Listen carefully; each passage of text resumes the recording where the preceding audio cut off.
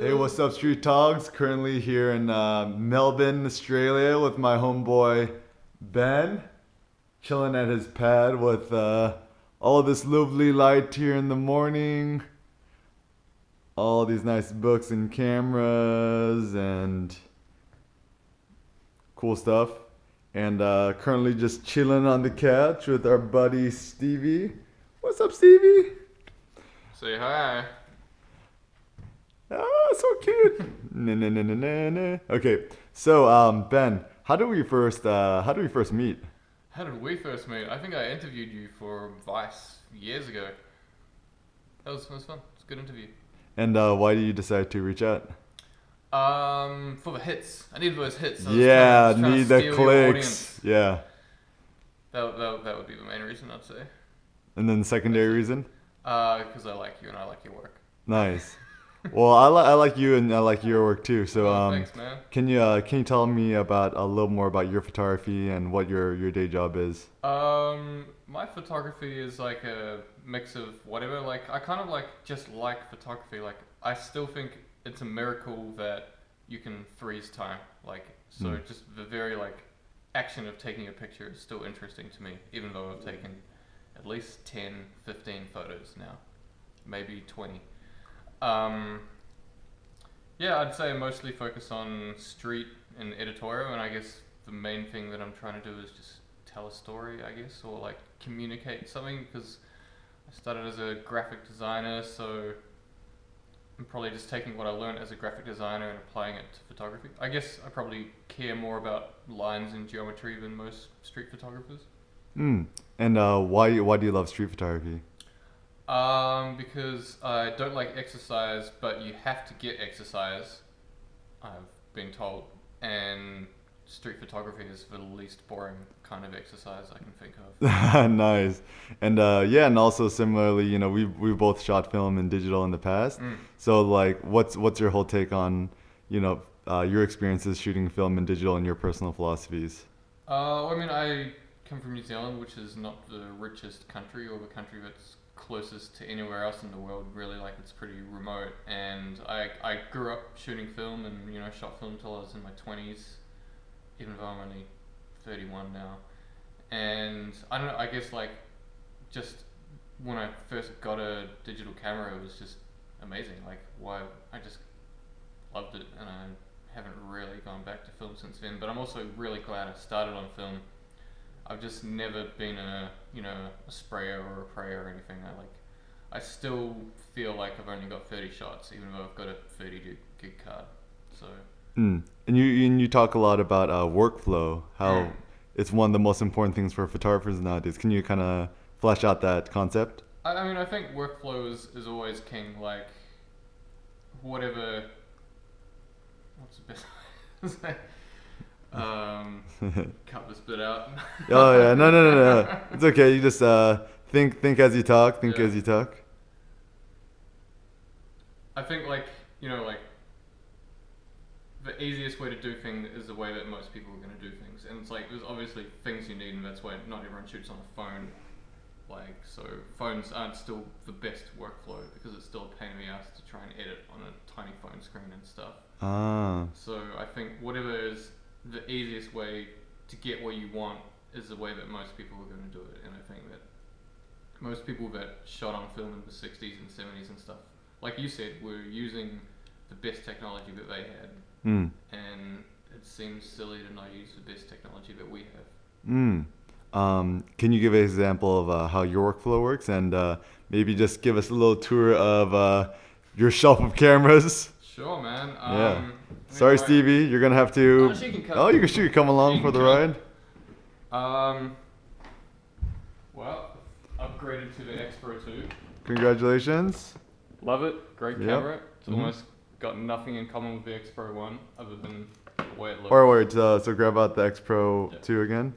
So then, so you were an early adopter of the X Pro 1 as well, right? Yes, or the X series. I had the X100S and the X100T and the XE1 and pretty much any X camera. But what did you not like about the original X Pro 1? Or Just what are your comparisons between X Pro 1 and X Pro 2? I think like just from a user experience, like the speed wasn't there, and this is the first camera that feels instant. Like it's just you want it to do something and it does it. Like the time between turning it on and clicking and taking a photo is as good as a DSLR now. And I still can't give up optical viewfinders. I love them. It's just so much easier on your eyes, especially in the bright Australian sun. So that's probably why I chose the X Pro 2 over the XT2. Any critiques you would give the X Pro 2? I know Carl hates the diopter on the side, and I definitely do move it around all the time. Carl is street shooter is not a big fan of the little diopter on the side. Yeah. And also this ISO dial thing is just stupid. Like I hate it. I thought it was. But it's so cool. Hipster, man. I know, but like especially when you're shooting commercially and you like have to think fast. I mean, that's why the XT1 was so good, because it's like everything is right there. And it's just so easy to find something quick. Where in this, it's like, you kind of like start trying to turn it around, and then you accidentally turn the shutter as well. Bring it up to the light. So for those of you guys who are not familiar, so on the new X Pro 2, if you want to change ISO, you have to pull up this dial here, and then you're gonna change the ISO here. So it is like kind of mimicking some old film cameras, and it was good in concept, right? But it's tiny writing, and you really have to read it. And you know, it's hard in low light. Like if I go like that, like it's pretty hard to read. And then you gotta move the shutter around like this. I don't know, it's just not fast. And the best thing about the Fuji cameras has always been their speed and how kind of intuitive it is to kind of move something around. Like I still love the aperture rings, like being able to just think about what aperture you want. And if you want to go wide open, you don't have to like look at anything. You just push it wide open. Wait, what lens do you have on it right now? The 35 f2. Is that the new one? Yeah, and you know, like, I don't really feel like I miss the f1.4 of the old one. Like, it's just so much faster. And this is the one that's also weather sealed? Yes, yeah. I haven't tested it yet, but I think it's weather sealed. Well, it must be good for you living in Australia, right? Yeah, definitely. Yeah. I'd say like the best lens I've ever owned is still the 55 Zeiss Sony for the A7 series, and there's just something about it I really liked, and this lens comes close. It's like 95% there in terms of like sharpness and character. So why'd you get the Fuji and not the A7 or whatnot? There's just too many half-assed things about the Sonys, to be honest. I mean, they're slow to turn on. Updating firmware was a nightmare, especially if you got a Mac.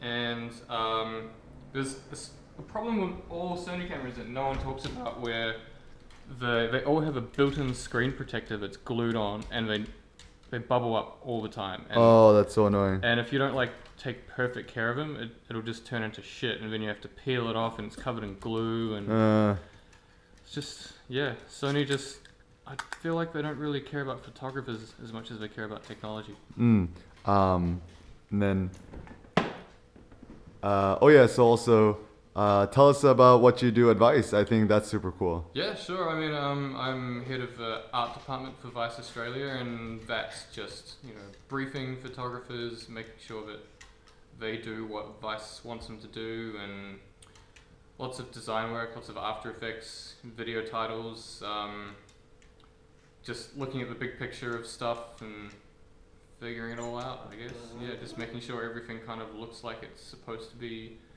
part of Vice.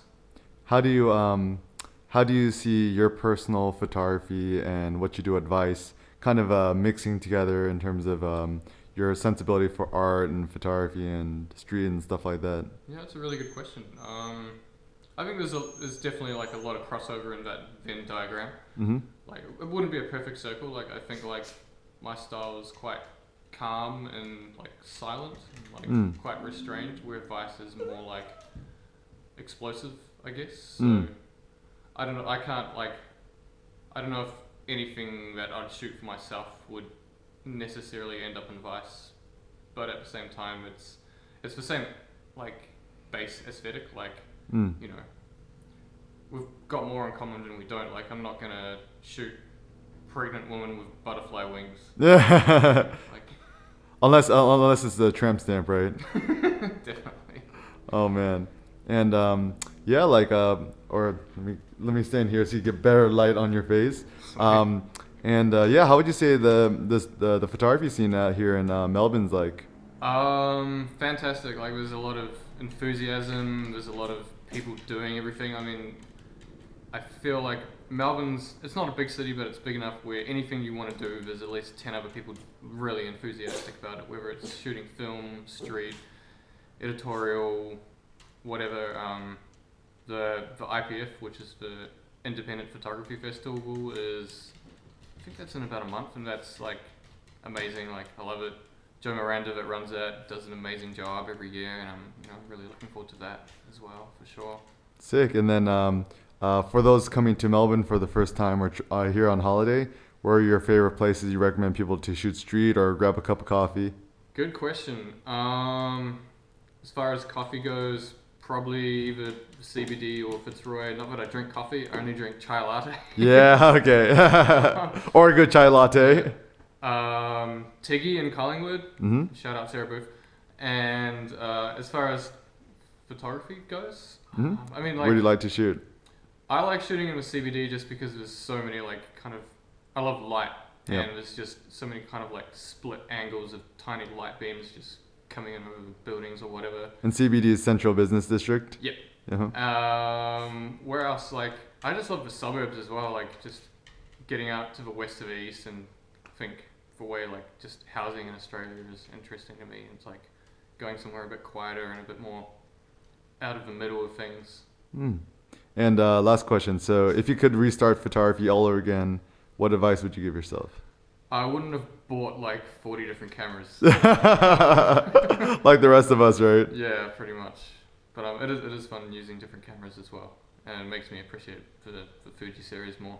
For sure. Any other advice in terms of just like being a photographer in terms of like what to shoot, what not to shoot, and No, just shoot everything as much as you can and do what you enjoy. sick. And then where can people find more of you and your work and stuff like that? I mean, like I've written a lot of articles for Vice, and as far as my work, just Google my name and it might come up, or on Instagram. And what's your handle? Good question. Where's my phone? I don't know. I think it's just Benjamin_Thompson. I'm pretty sure. Okay. Anyways, I'll put links in the show notes and stuff like that. So until next time, see you guys later in Melbourne. Peace out.